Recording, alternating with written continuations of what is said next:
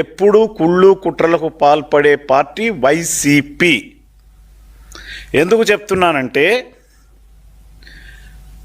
ఈనాడు ఆంధ్ర రాష్ట్రంలో ఉన్నటువంటి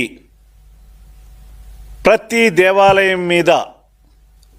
తను అధికారంలో ఉన్నప్పుడు అనేక రకాలైనటువంటి కుట్రలు చేయటం,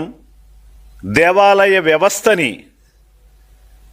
అగౌరవపరిచే విధంగా చర్యలు చేపట్టడం, అన్నింటికన్నా కూడా ఆంధ్రదేశంలో తిరుమల తిరుపతి దేవస్థానం ప్రముఖమైనటువంటి అతిపెద్ద దేవాలయంగా, ప్రపంచ దేశాలలోనే కోట్లాది మంది భక్తులున్న దేవాలయంగా,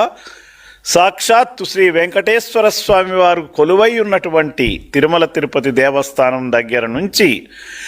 ఆంధ్ర రాష్ట్రంలో ఉన్న ప్రతి దేవాలయం మీద కూడా ఈ వైసీపీ కుళ్ళుతోనూ కుట్రలు చేస్తూ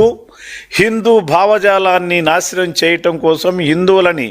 అడ్డుకోవటం కోసం జగన్మోహన్ రెడ్డి వైసీపీ నాయకుడు ఎవరైతే ఉన్నారో ఆ జగన్మోహన్ రెడ్డి పాలనలో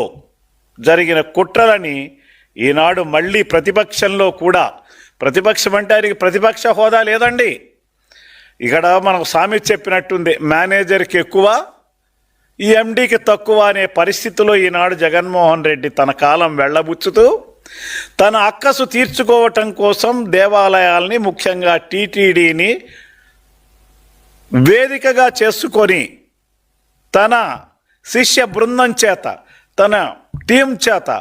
అనేక రకాలైనటువంటి అవకతవకలను సృష్టిస్తున్నటువంటి వ్యక్తి జగన్మోహన్ రెడ్డినని ఆంధ్ర రాష్ట్ర ప్రజలే కాకుండా టోటల్గా హిందూ వాదులందరూ కూడా ఇతని చర్యలని కనిపెట్టవలసినటువంటి అవసరం ఉంది.